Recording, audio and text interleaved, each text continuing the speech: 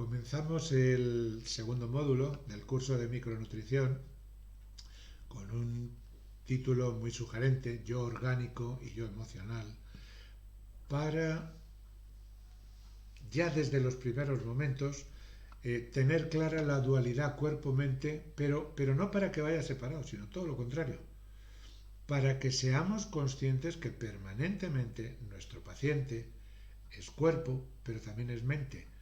Luego, en muchas circunstancias es fundamental que veamos cuál es el antecedente psicológico, porque eso nos va a justificar buena parte del cuadro clínico.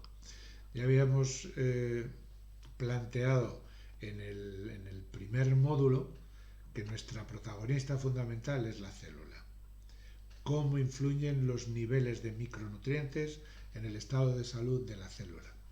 Ahora lo que vamos a ver es, recordamos la fisiología enfocada a esas células y al mismo tiempo lo que vamos a hacer es de qué manera ese funcionamiento de las células va a estar influido por el comportamiento psicológico. He organizado 4 unidades para este módulo. En una primera parte, la introducción, lo que pretendo es hacer ver las características que tiene este problema de la psicología en el contexto de la enfermedad. Es decir, los médicos somos muy dados a materializar, y ya no digo nada de los cirujanos. Es decir, lo que existe es lo que tengo delante. Y claro, en el momento que algo puede estar mínimamente influido por la mente, pues ya estamos pensando, esto ya no es mío, esto es del psicólogo o esto es del psiquiatra. Y no es así. Tenemos que acostumbrarnos, lo mismo que hemos empezado a ver el mundo de la célula como protagonista, tenemos que acostumbrarnos a pensar que el paciente es cuerpo y mente a la vez y que muchas veces el problema empieza precisamente en la mente. Claro, esta mente de alguna manera está íntimamente conectada con el buen funcionamiento de los sistemas, con la cantidad de órganos que forman nuestro cuerpo. Entonces, lo que vamos a hacer es dar un repaso a los sistemas fundamentales, a los sistemas importantes, pero bien entendido que desde el punto de vista de la celularidad.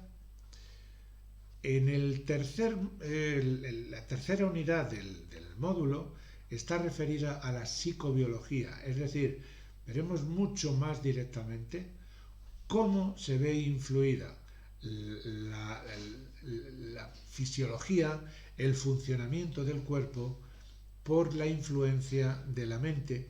Y por último, algo que de unos años para acá se ha puesto muy de moda, que es este control de la mente, el mindfulness, esta manera de expresar las circunstancias que nos rodean, cómo entender el pasado, cómo entender el futuro, cómo lo que realmente está sucediendo es aquí y ahora, y que entonces lo mejor es, vamos a no adelantarnos a los acontecimientos y vamos a no prejuzgar por lo que ya sabemos de antes. Es decir, lo que venga ya veremos. Y de lo que ha ocurrido, hombre, que no me vaya a equivocar, pero que no me influya en el prejuicio de qué es lo que va a ocurrir. Y esto es muy importante dentro del contexto del funcionamiento orgánico. De modo que de las 4 facetas que hemos planteado, vamos con la primera. ¿Cuántas veces no habremos dicho o no habremos pensado, esto es por el estrés? ¿O cuántas veces no habremos dicho, lo tuyo es psicológico? ¿O cuántas veces frente a un éxito, entre comillas, alguien no ha faltado para decir, eso es efecto placebo, eso no es una medicina propiamente dicha. O cuántas veces parece que como minusvalorando nos han dicho, bueno, es que esto es una curación espontánea. Claro, ¿para qué poner en valor lo que haya hecho cualquiera? Estas son frases muy, muy, muy habituales. Probablemente la más clásica sería lo de la curación por la mente. Así podríamos decir un montón de tópicos en relación con esa circunstancia que estoy empezando a contar hoy. Es decir, de qué manera lo orgánico puede estar influido, se desarrolla en función de lo psíquico. Bueno, pues vamos a ver. Vamos con ese recuerdo de la fisiología, pero ya digo que bien entendido que lo que vamos a hacer es enfocarlo siempre que nos sea posible desde el punto de vista de la celularidad. ¿Qué es la fisiología? Bueno, pues la fisiología me ha parecido muy interesante esta definición. La fisiología lo que hace es estudiar las interacciones de esos elementos básicos del ser vivo con su entorno. Claro, si nos damos cuenta, el cuerpo tiene un funcionamiento, pero ese funcionamiento está condicionado a lo que le viene de fuera. Nosotros tendremos un comportamiento normal en la medida que estamos adaptándonos a lo que viene del exterior y no cambiamos nuestro estado de salud. Importante lo que decía en el primer tema. Tener muy clara cuál es la definición de salud. Bueno, pues fisiología será cómo se comporta mi célula, cómo se comporta mi cuerpo en función de los cambios que están ocurriendo continuamente, pero manteniendo mi estado de salud. Así que, ¿qué es lo que pretendemos hacer con el estudio de la fisiología? Pues comprender los procesos funcionales de los organismos vivos. La palabra fisiología deriva fisio de la naturaleza y logos del conocimiento o el estudio de lo que está ocurriendo. Inicialmente habíamos dicho que lo que nos interesaba era que se mantuviera la homeostasis, es decir, el equilibrio en los órganos, en el funcionamiento de los órganos, y ahora me limitaré simplemente a hacer una reseña, no a nombrar de cada cual una serie de circunstancias. Lo que vamos a ver es la interpretación de lo que está ocurriendo en sistemas importantes, en sistemas básicos, y empezamos con el sistema nervioso. El sistema nervioso sabemos dentro de lo que es la masa encefálica, dónde están localizados, por ejemplo, los movimientos, la inteligencia, el razonamiento, la conducta, la memoria, la personalidad. Estamos hablando del lóbulo frontal. Ahí va a haber una serie de neuronas que van a convertir en impulso eléctrico lo que inicialmente está ocurriendo como una vivencia. De manera que aquí ya tenemos un primer punto interesante a tener en cuenta. Digamos que básicamente desde esa corteza prefrontal vamos a encontrarnos una determinada vivencia que podrá activar uno de dos caminos básicos fundamentales. O el camino del placer, el camino de qué bien me siento, qué a gusto estoy en este momento, será la activación de los circuitos de recompensa y en ese momento se liberarán una serie de neurotransmisores.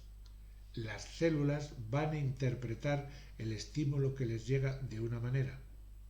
O por el contrario, si esa vivencia supone una tensión, un estrés, entonces lo que va a ocurrir es que se van a activar los circuitos de alerta. Se va a poner en marcha ese reconocimiento del daño e inmediatamente, casi instantáneamente, vamos a ser capaces de decidir: afronto la agresión, me defiendo o salgo corriendo. Bueno, pues esto debemos pensar que está ocurriendo en unas determinadas células en la parte frontal del cerebro. Otro área importante, no voy a referir a todo, simplemente voy a poner unas líneas generales. El área de Broca para el control de la fonación, del habla. La audición, el lenguaje, la memoria estará en esta parte de la zona temporal. Aquí tenemos en el área parietal el lenguaje, la atención, la propiocepción, la orientación temporoespacial. Más lateralizada en el área de Wernicke tenemos la comprensión del lenguaje. En la parte posterior, en la parte occipital, tenemos la visión, la percepción.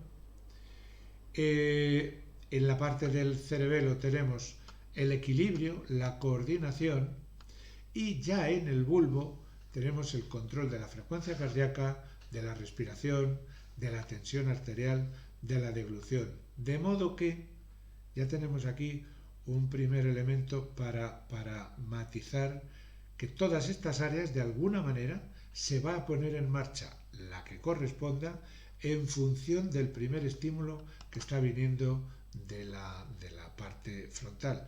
Lógicamente, si estamos hablando del sistema nervioso, entonces es lo mínimo que recordemos cuál es el funcionamiento básico. Es decir, vamos a tener una serie de vías aferentes, las que llegan de la periferia al centro, van a ser precisos unos receptores, es decir, unas células con unas determinadas características que van a activar una serie de procesos intracelulares. Receptores tanto propioceptivos como interoceptivos como esteroceptivos. Una vez que esa señal ha llegado al cerebro, lo que vamos a tener es la respuesta correspondiente.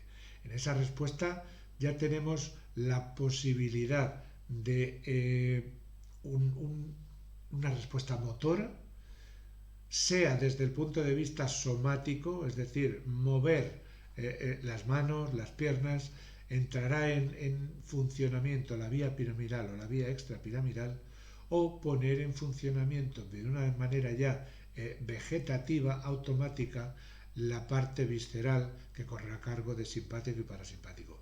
Pero además de estas dos vías principales, aferentes, eferentes o ascendentes, descendentes, puede darse una circunstancia, y es que en determinados momentos hay una serie de interneuronas capaces de hacer una especie de cortocircuito de manera que se produzca un arco reflejo. Así, la línea aferente entrará en contacto con estas interneuronas en las astas posteriores, en la médula, y saldrá por delante la respuesta sin necesidad de llegar al control superior. Bien entendido que aquí por control superior me estoy refiriendo al cerebro, porque ya sabemos que tanto cerebro como médula es sistema nervioso central. Así que tenemos un sistema regulador de respuesta rápida.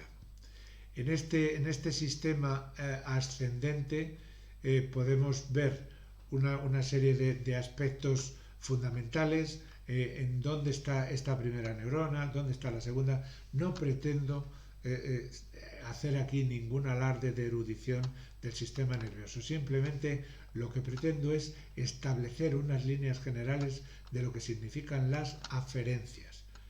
Así que nos va a llegar al cerebro una propiocepción que puede ser inconsciente y va al cerebelo, sería el tracto espinocerebeloso, o una consciente a corteza, que es la que iría conducida por los cordones posteriores, una exterocepción, lo que viene del entorno, calor, frío, dolor, tacto, por los haces espinotalámicos, y una interocepción que tendrá que ver, pues por ejemplo, con el dolor visceral conducido por el tracto espinoreticular.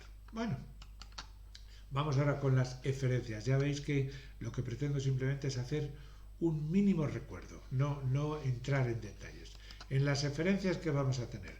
Una vía piramidal encargada de conducir esos estímulos para que haya movimientos voluntarios, movimientos que serán finos y complicados, y una vía extrapiramidal para movimientos instintivos, para movimientos automáticos. Las eferencias desde el punto de vista visceral estarán vehiculizadas, estarán controladas por el sistema simpático, parasimpático, de manera que nosotros, cuando estamos atendiendo al paciente la primera vez, tenemos una serie de detalles que nos pueden ayudar para ver si tiene un comportamiento extraño, si es posible que por pudor, por vergüenza, por lo que sea, no nos esté contando exactamente lo que debería ser. Entonces, no quiero decir que mienta, pero bueno, pues que nos lleve a una cierta confusión. Claro, ¿cómo me voy a dar cuenta si alguien está nervioso, si alguien está en tensión? Pues no tengo nada más que verle la pupila. En la pupila lo que voy a ver que es que se pone grande, que se pone midriática. ¿Por qué? Porque está en alerta. Así de simple. O bien porque se frote las manos porque las empieza a tener sudorosas. O bien porque no sea capaz de articular bien las palabras porque se le seca la boca. Todo eso son detalles muy importantes a la hora de decir qué es lo que puede estar ocurriendo. Ya digo, simplemente son líneas generales. Vamos a ver esto, de qué manera lo vamos a ir manejando. Otras eferencias interesantes, pero que en esas ya el control por nuestra parte sería de otra manera, más complicado, serían las eferencias que tienen que ver con el control neuroendocrino. Entonces, ahí las respuestas estarían mediadas de otro modo que iremos viendo a lo largo de la explicación. Así que, para no retrasarme más, ¿cuáles son los puntos, los micronutrientes, los aspectos importantes que debemos tener en cuenta desde el punto de vista de ese funcionamiento celular? Pues, por ejemplo, es interesante que conozcamos que la vitamina B1 está relacionada con la producción de energía y con la conducción del estímulo.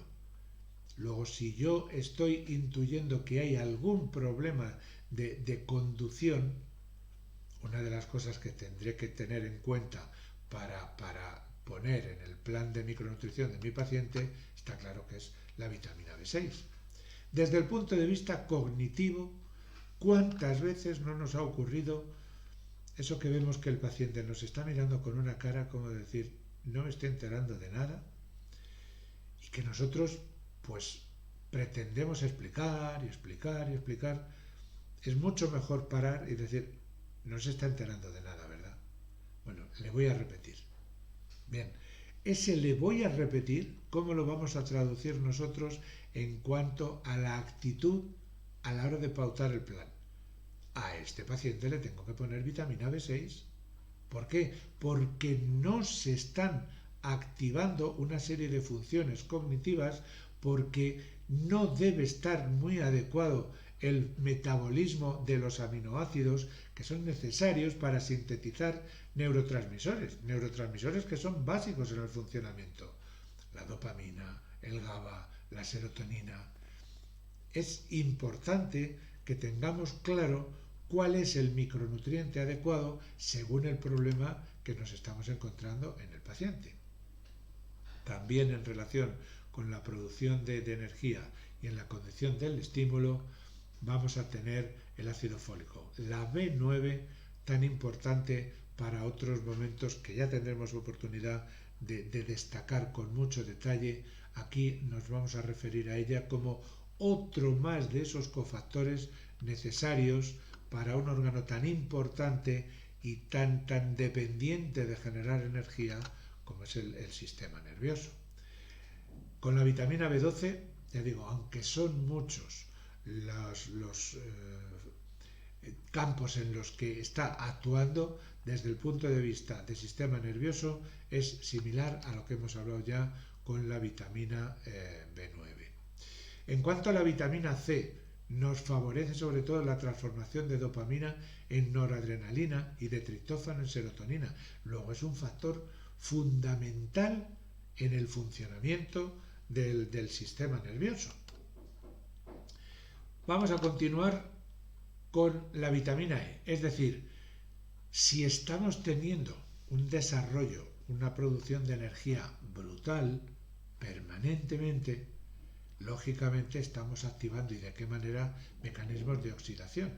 Bueno, pues es importante que seamos conscientes que lo que debemos hacer es contar también con algún antioxidante que me ayude además para proteger esas membranas de las neuronas, tan importantes para que mantengan esa fisiología que estamos comentando desde que he empezado a hablaros. Baste un ejemplo. ¿Qué ocurre con la esclerosis múltiple cuando no está la protección de esa vaina de mielina?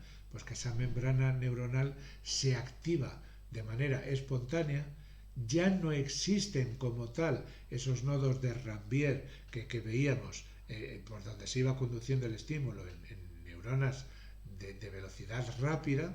Bueno, pues todo esto debemos ser conscientes que en una persona que tenga una actividad, digamos, sobreesforzada, pues necesariamente tenemos que pensar en poner en el plan de micronutrición una vitamina del tipo E.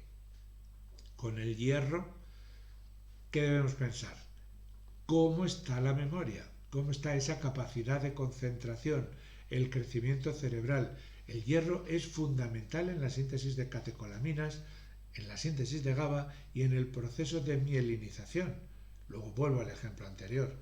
Si tenemos un paciente con una esclerosis múltiple, una de las primeras cosas que tendremos que pensar es poner algún suplemento de hierro. ¿De acuerdo? Con el zinc. El zinc, yo siempre digo, me gusta ser muy gráfico, muy natural. Yo digo que el zinc es algo así como el perejil de todas las salsas, porque está presente en todos los procesos que tienen que ver con la célula de manera muy especial. Claro, entonces en el sistema nervioso, ¿qué pasa? Pues que esa función motora, esa función cognitiva, esa función psicosocial, la síntesis de catecolaminas y el proceso de mielinización están firmemente relacionados con el zinc. Luego también deberemos estar al tanto para poner una suplementación en nuestro plan de micronutrición. Los ácidos grasos son una pieza clave, pero específicamente, si tengo que centrar la atención en uno, voy a decir que es en el DHA. Aquí es importante que sepamos valorar el grado de daño que puede haber en las neuronas, que veamos la capacidad que podemos tener de respuesta, y para eso, por supuesto, ya digo, hablando en términos de DHA, debemos ser conscientes de la dosis necesaria para que el DHA haga su efecto. ¿Por qué digo esto? ¿Por qué hago hincapié en la dosis? Pues muy sencillo, porque como no pongamos por encima de 1 gramo de DHA al día, es decir, qué menos que poner 2 o 3 gramos, no se va a expresar el neuropéptido protector de tipo 1, el NPD1, que es fundamental en esa función neuronal. Entonces, fijaros hasta qué punto es importante que seamos conscientes de lo que va a ocurrir en la célula, porque si nosotros recurrimos a un preparado que sea genérico, que tenga tanto EPA como DHA, normalmente va a llevar más cantidad de EPA que de DHA. También generalmente no van a llegar a ese gramo. Y entonces, ¿qué puede ocurrir? Que si estamos dando mucha cantidad de los dos, dando por bueno lo que estoy diciendo, es decir, pues voy a ponerle 2 o 3 gramos de EPA y 2 o 3 gramos de DHA, estaremos cometiendo un error, porque todo lo que sea dosificar EPA por encima de los 2 gramos ya va a condicionar la asimilación de DHA y no se va a aprovechar más allá de 1 gramo de DHA. De manera que ¿Qué es lo que yo sugiero en términos de micronutrición para el sistema nervioso? Dar específicamente el DHA. Si le damos 3 o 4 gramos al paciente, no nos va a quedar ninguna duda en cuanto a que está formándose NPD1, pero al mismo tiempo tampoco vamos a tener duda de que por vía retrógrada se va a estar formando EPA, que para ciertos procesos proinflamatorios nos va a venir muy bien para detenerlos. Así que ya desde antes del nacimiento, desde el mismo desarrollo del embrión, debemos ser conscientes que los ácidos grasos, concretamente el omega 3, es fundamental, son necesarios para el crecimiento y para el desarrollo del sistema nervioso, pero tanto desde el punto de vista estructural como desde el punto de vista funcional. Debemos conocer las propiedades neuroprotectoras que tienen los omega 3 en cuanto al envejecimiento cerebral, en cuanto a las enfermedades neurodegenerativas o incluso en lo referido al daño por isquemia reperfusión cerebral. Os pongo una referencia bibliográfica por si queréis profundizar en este aspecto. Vamos con otro sistema también importante, pero ya digo, dándole protagonismo a las células, el sistema circulatorio. Hay un primer punto importante que es lo que significa el automatismo del corazón para mantenernos vivos y que esté latiendo permanentemente, que es el nódulo sinoauricular. Estamos hablando de un grupo de células que está localizado en la llegada de la cava superior a la aurícula derecha y que, como acabo de deciros, es el responsable del latido cardíaco, es decir, está teniendo un automatismo permanente para conseguir excitar la célula muscular estriada cardíaca. ¿Y qué nos podemos encontrar en el nódulo sinoauricular? Células P, células transicionales, células de Purkinje, que están muy relacionadas con el sistema nervioso autónomo y además hay fibras de colágeno. Pero bien entendido que las células que le dan esa característica de automatismo al nodo sinoauricular no son neuronas, son células musculares muy especializadas dentro de las estriadas del corazón, pero no son neuronas. Lo que ocurre es que está muy en relación precisamente con el sistema nervioso autónomo. ¿Cómo se genera, a qué es debido el automatismo de estas células del marcapaso sinusal? Pues a una permeabilidad permanente y en ciclos, primero al sodio y después al potasio. Esta permeabilidad, estos ciclos, están repitiéndose de 60 a 100 veces por minuto, es decir, cada vez que se está generando un impulso para provocar un latido. Esto es muy simple, es simplemente comentar dos cosas, como la sístole tiene que ver con la frecuencia cardíaca, tiene que ver con la contractilidad, tiene que ver con la precarga, tiene que ver con la poscarga. La diástole tiene un poquito más de recorrido, tiene que ver con las condiciones hemodinámicas de carga, la impedancia arterial, dicho en otros términos.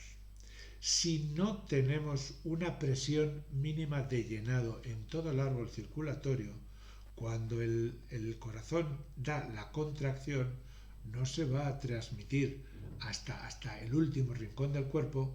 ¿Por qué? Pues porque al ser un árbol elástico, necesitaríamos de una fuerza brutal para poder hacer que llegara hasta el extremo de los capilares, salvo que tuviéramos ya una mínima presión de llenado. Es ese grado que decimos de impedancia, esas circunstancias especiales. Por eso, cuando hablamos de una hipertensión, es mucho más importante que tengamos el valor de la diastólica. Ese es el que verdaderamente puede hacer daño, porque la sistólica podemos decir que tiene un componente emocional extraordinario y poniendo al paciente en unas circunstancias de tranquilidad, de reposo, se va a poder controlar. La diastólica, por mucho que le pongamos en reposo, como no hagamos algo más, no va a ser posible el disminuirla con la facilidad que la sistólica. La diástole tiene que ver con fuerzas de restauración interna, con fuerzas, con la relajación que pueda tener la musculatura, las resistencias periféricas, con fuerzas de restauración externa, con ciertas condiciones metabólicas, con niveles de catecolaminas y incluso con otro tipo de drogas, de medicamentos, de sustancias que tienen que ver, ya digo, con ese tono vascular inicial. De manera que aquí yo creo que merece la pena simplemente hacer ese mínimo balance de cómo unas células tienen la capacidad de tener un automatismo, cómo unas células van a poder generar una fuerza determinada de contracción, en función de esas resistencias periféricas van a ser capaces de reaccionar y de alguna manera tratar de llevar al estado de equilibrio, tratar de llevar a la homeostasis, palabra con la que comenzaba antes. ¿Cómo regulamos la presión arterial? Es un mecanismo precioso. Ya digo, aquí lo que vamos a hacer es centrarnos en las células. ¿Y dónde están esas células que controlan la presión arterial? ¿Recordáis el aparato justaglomerular? Ahí donde se ha puesto el circulito. Es un grupo de células que estaría en la entrada de la cápsula de Bowman, justo por donde entra la arteriola eferente. De manera que en la medida que esa arteriola está dando un cierto estímulo a esa parte de la cápsula, se estará estimulando y dará lugar, pues eso, a unas modificaciones que vamos a ver a continuación. Así que se estimula el aparato juxtaglomerular y ¿qué ocurre? Disminuye el flujo sanguíneo. Si disminuye el flujo sanguíneo, es decir, hay que mantener una tensión mínima, entonces vamos a pensar que si disminuye, ¿qué va a ocurrir? Que se va a liberar renina. La liberación de renina va a ser el intermediario necesario para que el angiotensinógeno pase a angiotensina 1, que a su vez por intermediación del enzima convertidor de esta angiotensina se transformará en angiotensina 2. ¿Para qué? Para desencadenar un efecto vasoconstrictor, para liberar aldosterona y para poner en marcha un mecanismo de sed. Es decir, vamos a aumentar la resistencia, vamos a provocar un aumento del volumen circulante y vamos a provocar ese aumento ¿cómo? Obligando al hospedador, obligando al cuerpo a decir tienes que beber. Así que la importancia que tiene recordar esas celulitas. ¿Por qué estoy diciendo esto? Pues porque con mucha facilidad, cuando nosotros vamos a valorar una hipertensión, directamente ya lo que estamos diciendo, vamos a ver si tiene una hipertensión, pues le pongo un diurético y le pongo, un antagonista de los canales del calcio. Es decir, tendemos a ir muy directamente a qué remedio ponemos y no tanto a qué es lo que está ocurriendo con las células para que se esté dando esa circunstancia. En este caso, para que se esté produciendo esa vasoconstricción o esa retención de líquidos. Otro modo de regular la presión, este mecanismo ya es un mecanismo más central, controlando la osmolaridad del líquido cefalorraquídeo. En la medida que aumenta esa osmolaridad, ¿qué va a ocurrir? Que se va a liberar vasopresina. Está muy claro, con la vasopresina lo que queremos hacer es evitar la diuresis, mantener un nivel de líquido, porque si me falta líquido está aumentando la presión oncótica y yo lo que necesito es tener líquido para que se pueda diluir esa cantidad que está habiendo de más. Por eso se pone en marcha la liberación de la hormona antidiurética. ¿Esto qué tiene? Un efecto vasoconstrictor y al mismo tiempo un efecto sobre la reabsorción de agua, como os acabo de contar. Más mecanismos en relación con la regulación de la presión arterial, donde vamos a tener otras células que tienen mucho que ver con esta regulación.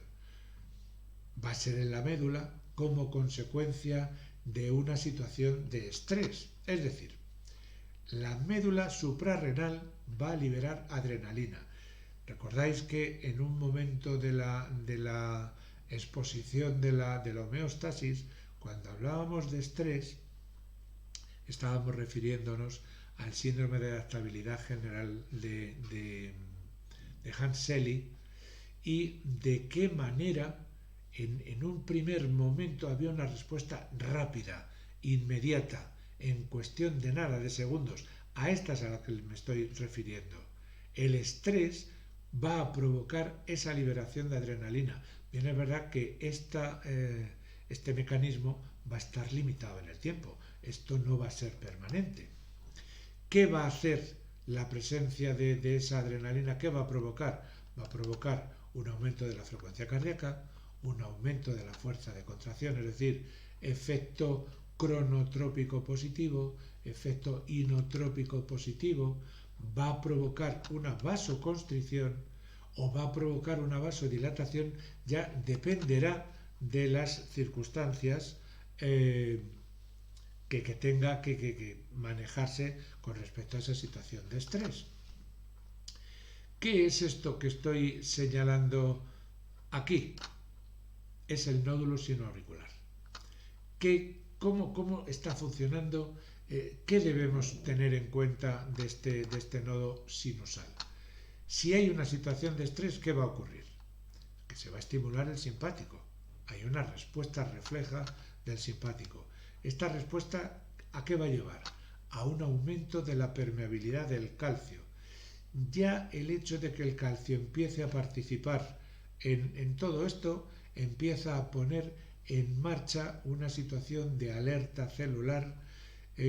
Por una parte, va a ayudar a mantener las cargas positivas intracelulares, porque muy probablemente como consecuencia del estrés se habrán perdido porque el magnesio haga falta en otros lugares del cuerpo. Entonces resulta que estamos teniendo ya una situación que nos está llevando a un aumento de tensión, a un aumento ya no solo de depósito de calcio, sino a un aumento de esas resistencias periféricas como consecuencia de la contractura que van a presentar esas fibras de las arteriolas. Y por otra parte, vamos a tener una disminución de la permeabilidad del potasio. Este aumento de la permeabilidad del calcio, ¿qué va a suponer? Una despolarización importante que va a llevar a un aumento de la excitabilidad que junto con ese ciclo que estaba produciéndose permanentemente, que decía al comienzo, de participación del sodio, que va a llevar a un aumento de la frecuencia cardíaca. ¿Qué ocurre, por el contrario, si disminuye el estrés? Si hay una relajación, entonces entra en funcionamiento el parasimpático. El parasimpático va a hacer que disminuya la permeabilidad al calcio, que aumente la permeabilidad al potasio, y ambas circunstancias a que llevan a una disminución de la frecuencia cardíaca. Desde otro punto de vista, vamos ahora con la captación, con la generación de energía y de qué manera podemos controlar estas circunstancias. Allá por 1957, Fred Crane descubrió lo que hoy conocemos como coenzima Q10 y utilizamos en micronutrición con mucha asiduidad. Es una coenzima mitocondrial que es esencial para la síntesis de ATP y, lógicamente, cuanta más energía necesiten esas células, pues lógicamente más cantidad de coenzima Q10 será precisa.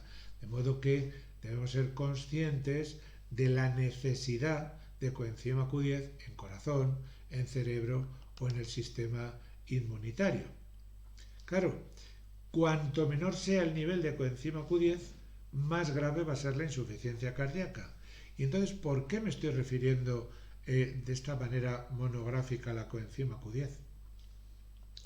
Porque en la inmensa mayoría de las ocasiones, y como puedo decir que se sabe quién pueda, en la inmensa mayoría de las ocasiones, cuando nos viene un paciente a los que hacemos micronutrición con una insuficiencia cardíaca, muy probablemente traerá, como decía antes, diuréticos, traerá antagonistas del calcio, traerá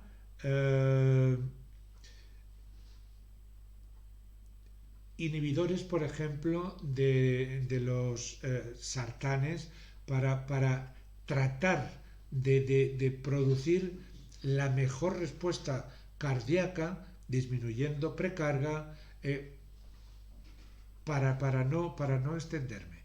Va a traer una serie de medicamentos puestos y en mi experiencia ya os digo que la que rarísimo que traigan en la pauta es precisamente la coenzima Q10.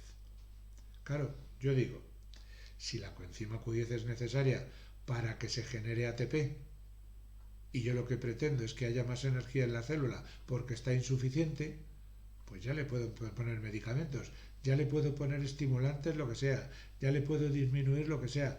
Como no le añada al tratamiento esa coenzima Q10, pues mi actuación se va a quedar muy pobre.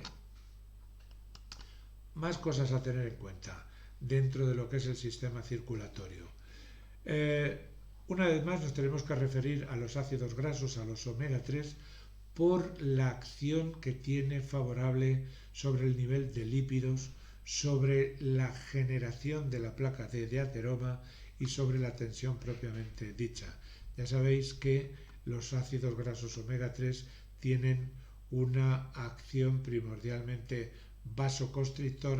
vasodilatadora, antiagregante, que es importante, y antiinflamatoria.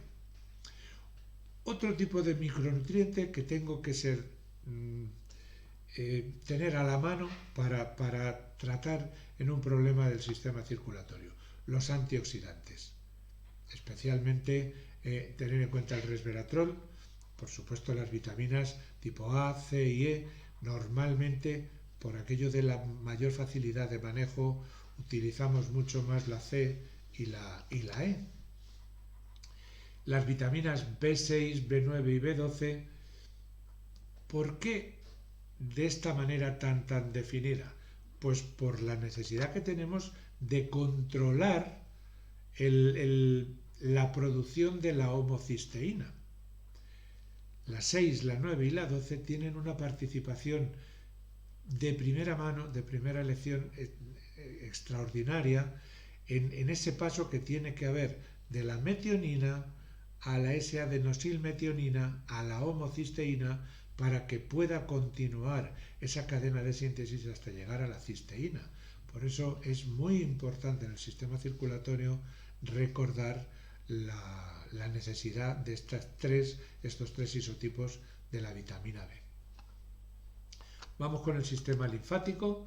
El sistema linfático es la segunda red de transporte de líquidos corporales, está directísimamente relacionada con la necesidad de líquidos del cuerpo. Podríamos decir que de una manera muy gráfica es la alcantarilla que tiene el organismo. Entonces, ¿qué es lo primero que podemos hacer? La primera necesidad, pues abastecer de agua al cuerpo. ¿Para qué? Para que el sistema linfático sea suficientemente fluido. Claro que hay linfa, no pasa como con las alcantarillas en verano, pero sí es importante que tengamos en la cabeza esto de decir, a una persona hay que hacerle que beba, porque sobre todo a partir de cierta edad lo primero que te dicen, ¿para qué voy a beber si no tengo sed? ¿Cuáles son los componentes que debemos recordar del sistema linfático? Los vasos linfáticos, los ganglios linfáticos, los órganos linfáticos principales, bazo y timo, los tejidos linfáticos en mucosas, por ejemplo, en la amígdala, placas de Peyer o la médula ósea y, lógicamente, la propia linfa. ¿Por qué para nosotros es importante dedicarle este protagonismo al sistema linfático. Tiene una participación extraordinaria en el equilibrio osmolar en ese tercer espacio, es decir, en el espacio extracelular. Podría darse la circunstancia de tener un paciente que está ingiriendo mucha agua, pero que no está llegando al nivel intracelular y se está quedando en ese tercer espacio. Lo único que conseguiríamos es que esté edematoso, pero no estaría teniendo el nivel de agua que debe ser. Bueno, pues ese control de esas presiones oncóticas corre a cargo del sistema linfático. Por supuesto, es la base del sistema inmunitario. Al mismo tiempo, nos va a ayudar a recoger también lo que tiene de contenido posiblemente tóxico el contenido intestinal, el bolo fecal. Es decir, tiene que ver con esa sacada de ciertos componentes del kilo. Vamos con otro sistema. Ya digo, no pretendo hacer un tratado de fisiología. Ya veis que estoy diciendo cosas más o menos generales, pero sobre todo referidas a qué? Referidas al nivel de micronutrientes que sí que debemos satisfacer para nuestras células. Vamos con el sistema respiratorio. Aquí debemos ser conscientes de que se están dando dos circunstancias muy importantes: el proceso de la respiración y el proceso de la ventilación, que, como ya recordamos, desde luego tienen características propias diferentes. La respiración es el intercambio gaseoso en los pulmones o en los tejidos del organismo, mientras que la ventilación es la renovación del contenido de aire que hay en los pulmones. ¿De acuerdo? Así que vamos a tener unas funciones respiratorias y unas funciones no respiratorias. De las primeras, lo principal, la ventilación pulmonar, el intercambio gaseoso, asegurar que llegue aire a los pulmones para que podamos tener oxígeno. Desde el punto de vista de funciones no respiratorias, tenemos en cuenta que estamos en permanente contacto con el exterior. Luego necesitamos un filtro, algo que haga de barrera para contener todo lo que puedan ser patógenos, todo lo que puedan ser irritantes del árbol respiratorio, que supongan entonces una barrera defensiva. Y al mismo tiempo, algo muy importante, continuamente en micronutrición estamos refiriéndonos al grado de acidificación o de alcalinidad de los tejidos. Y claro, es preciso mantener un equilibrio. Y ese equilibrio, cuando se está dando un determinado proceso de acidificación, ¿cómo lo vamos a conseguir? Alcalinizando. La primera situación que podemos hacer, ¿cuál es? Una alcalosis respiratoria, es decir, tomando una mayor cantidad de aire, pero al mismo tiempo estamos teniendo una mayor cantidad de aire, pero puede convenirnos eliminar el carbónico que está habiendo de más, cuando yo lo que estoy haciendo es tratar de alcalinizar la acidificación de los tejidos. Me estoy refiriendo, aunque parece que de una manera muy enrevesada, me estoy refiriendo a cuando estamos aconsejando al paciente que beba agua con un poco de zumo de limón. El ácido cítrico, ya sabemos, como ácido débil, que es ácido volátil, ya sabemos que lo que va a hacer es transformarse en una base fuerte, y en esa reacción, ¿qué es lo que se va a liberar? Carbónico que vamos a eliminar por la vía respiratoria. Por eso es muy importante tener, ya digo, esa conciencia de la participación del sistema respiratorio en el equilibrio ácido-básico. Y luego, por supuesto, participa en el balance hídrico. Estamos liberando continuamente vapor de agua.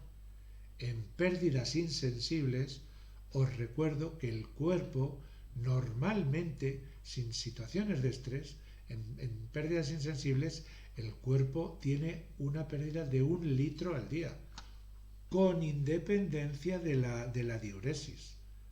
Esa cantidad de vapor de agua hay que tenerlo en cuenta.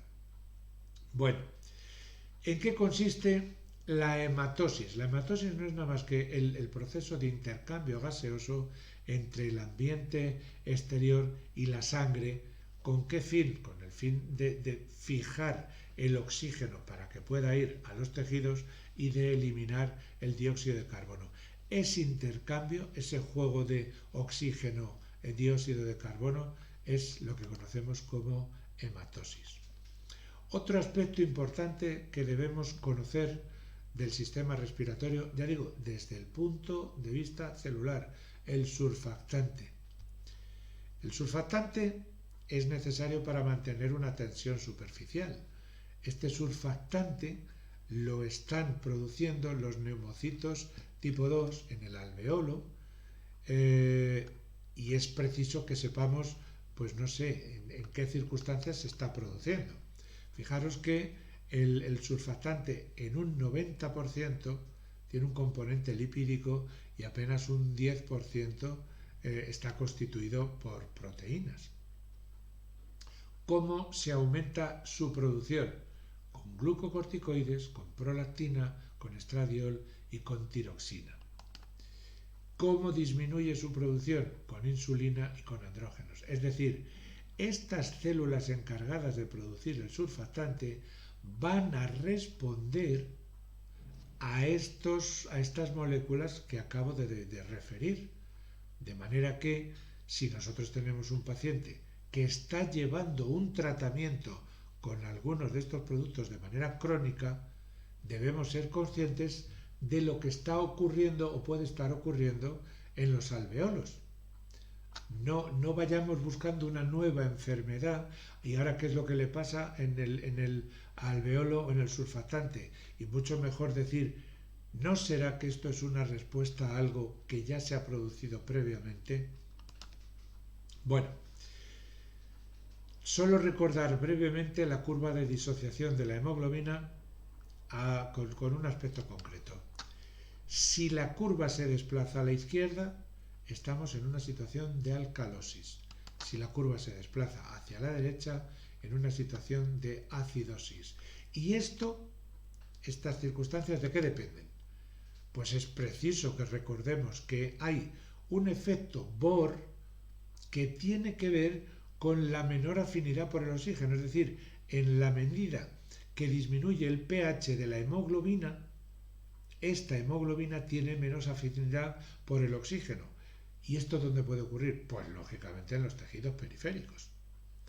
Por contra, hay otro efecto que conocemos como efecto Haldane, que es lo que ocurre en el tejido pulmonar. Es decir, al desoxigenarse la sangre, se produce un aumento de la captación de la habilidad de la hemoglobina para portar el dióxido de carbono. O sea que lo que vamos a hacer es, en un caso, favorecer esa afinidad para que se capte el carbónico y se pueda eliminar, y en otra lo que vamos a hacer es eliminar el carbónico. ¿Para qué? Para que se facilite la captación del oxígeno en los pulmones. Vamos a ver unos conceptos básicos para tener en cuenta en el sistema respiratorio. El volumen corriente, es decir, la cantidad de aire que se mueve en cada ciclo respiratorio normal. El volumen residual, es decir, el volumen que queda en el pulmón después de hacer una expiración forzada.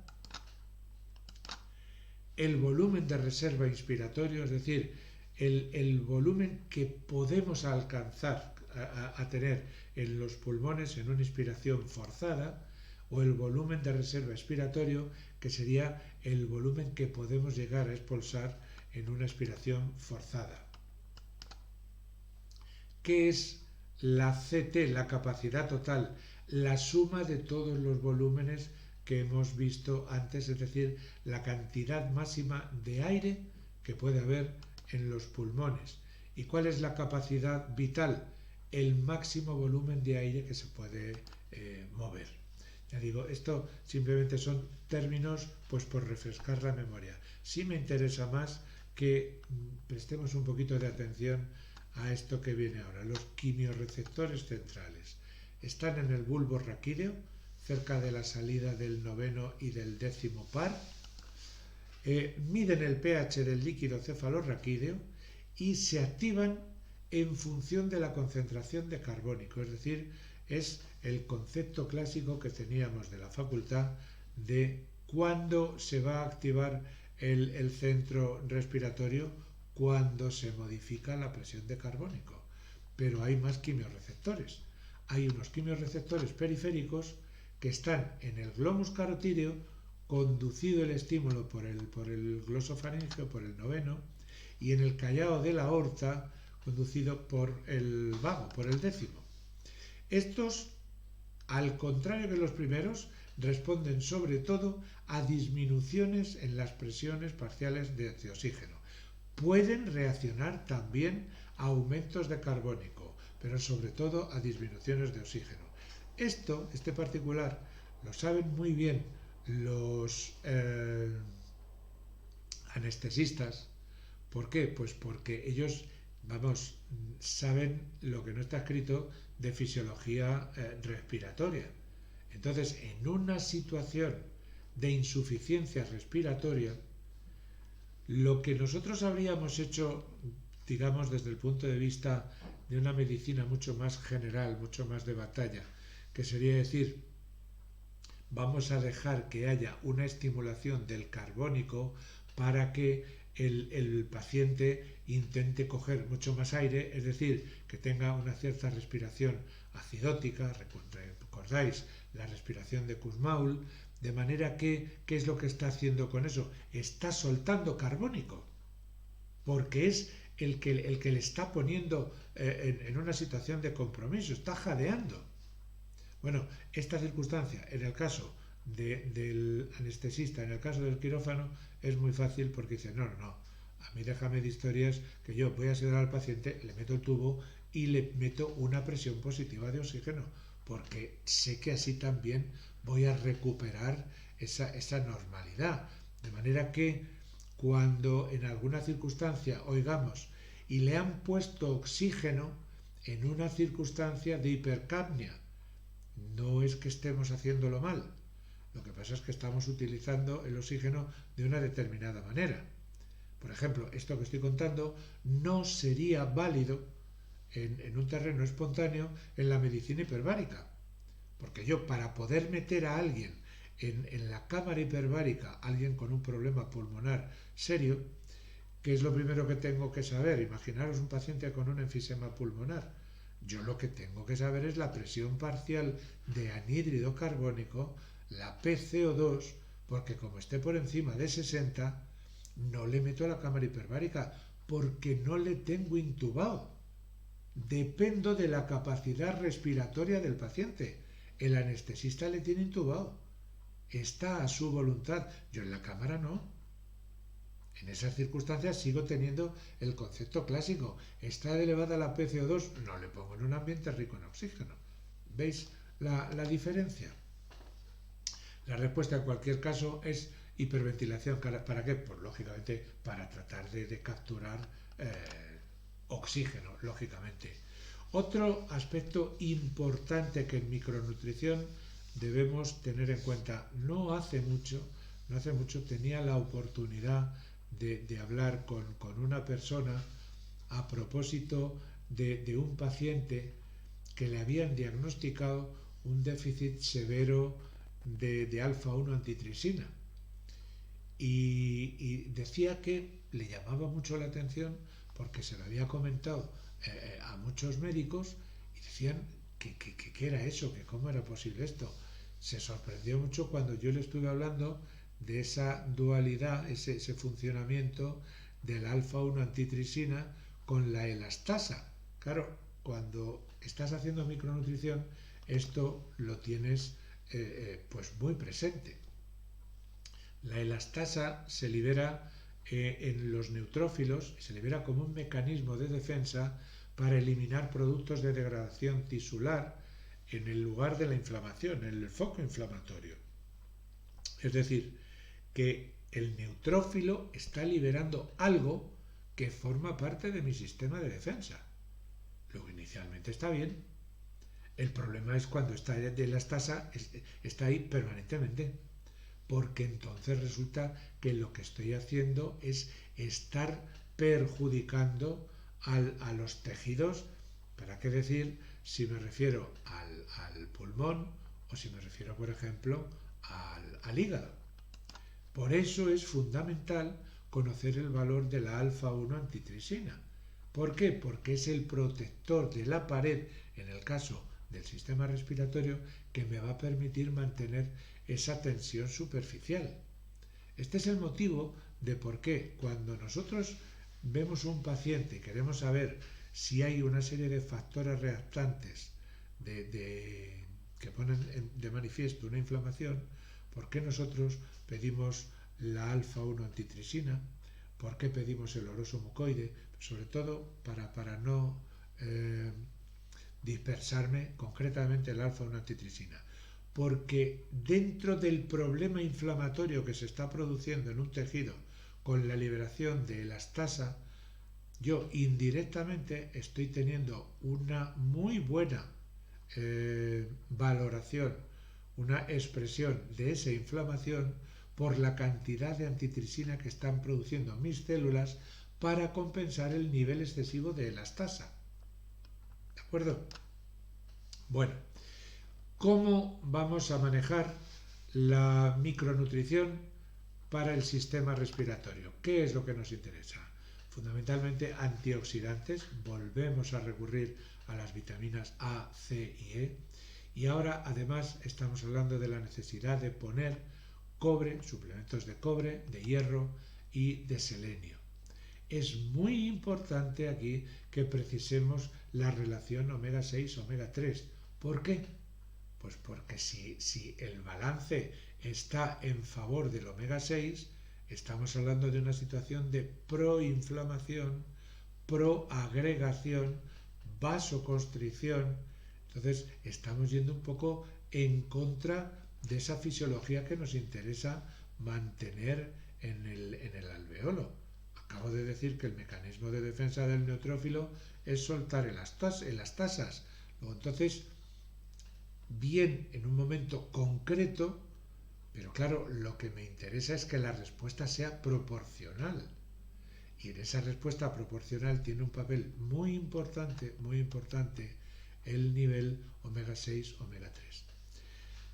En micronutrición recordamos siempre la glutamina, pero la recordamos como si fuera el protagonista principal en el intestino.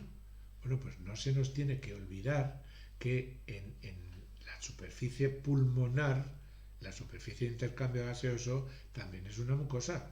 Y ahí esa mucosa también tiene necesidad de una regeneración.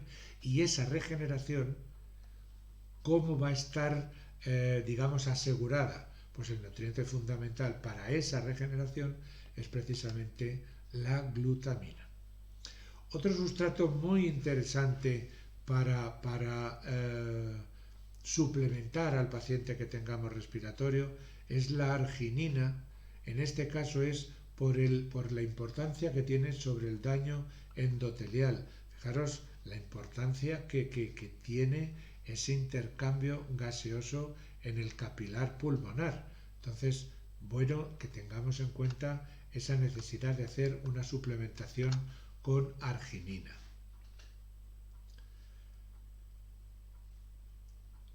Marcos, vamos a cortar un poco.